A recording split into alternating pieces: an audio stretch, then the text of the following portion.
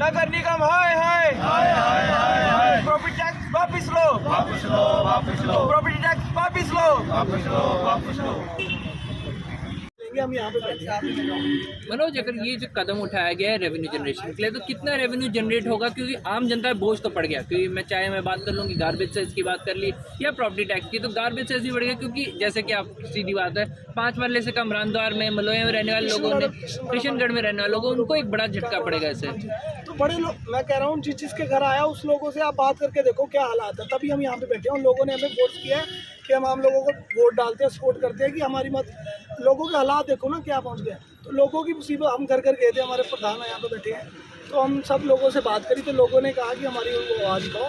फिर हम लोगों ने इनको लेटर दी लिख के, तो सब लोगों की डिमांड के ऊपर ही हम यहाँ पे बैठे। सुभाष जी, सवाल यही होता है कि लगातार टैक्स पे टैक्स लगाया जा रहा है। पिछले समय पानी का भी मसला उठा था, उसके ऊपर काफ़ी विरोध हुआ, तो उसके बाद उसको ही अभी मसला अभी।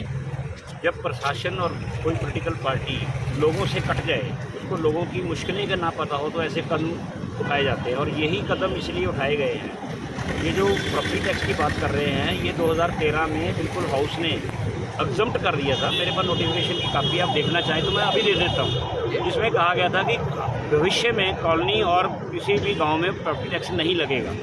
ये एग्जम्प्टेड है। 2019 में जब चुनाव चल रहे थे, चुपके से एक ऑफिशियल ऑर्डर निकाल के ये 19 में गांव और उस पर टैक्स इम्पोज कर दिया गया। आज तक ये हाउस में नहीं आया।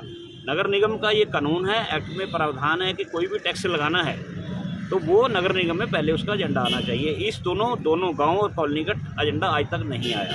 तो सर, बिना कॉलोनी का एजेंडा आए कैसे? फिर तो ये इलीगल ही हो गया। यही तो मैं कह रहा हूँ कि ये सरकार बिल्कुल धज्जियाँ उड़ा रही है, लोकतंत्र की धज्जियाँ उड़ा रही है। जो कुछ केंद्र सरकार में हम देखने को मिल रहा है, जिस तरह संविधान की धज्जियाँ उड़ाई जा रही हैं, एक तरह से सेमी डिक्टेटरशिप देश में लागू की जा रही है, उसी को फॉलो कर रहे हैं चंडीगढ़ बीजेपी और यहाँ का प्रशासन।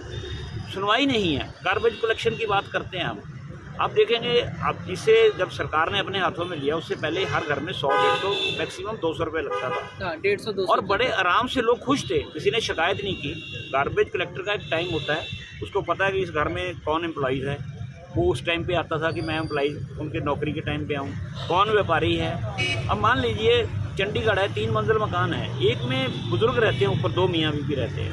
अब वो बताइए कि रोज़ उठ के नीचे आके पहले गार्बेज देने आएंगे। सवेरे घंटी बजती है, अगर 2 मिनट में लेट हो गए तो वो चले गए, रुपया उनके पानी के बिल में चले जाना लगता है। मतलब गार्बेज उठे ना उठे, पैसे उनको उनके हर महीने उनके बिल आ जाने हैं। तो हम इन बातों का विरोध शुरू से करते आ रहे हैं, लेकिन हम करें क्या? हम तो मजबूर हैं। इस बीजेपी, हमने तो कभी उम्मीद नहीं की थी कि चंडीगढ़ जैसे शहर में ये हालात पैदा कर देंगे। अब किसी राजनीतिक पार्टी की, किसी सामाजिक संस्था की, मीडिया की, हाउस की कोई बात ही ना सुने। लेकिन हम अपने काम पे लगे हुए हैं। हमारा जन जागरण अभियान है, लोगों तक उनकी गलत कामों को पहुँचा रहे हैं। जी, थैंक यू सर। तो जैसा कि आप सुन रहे हैं कि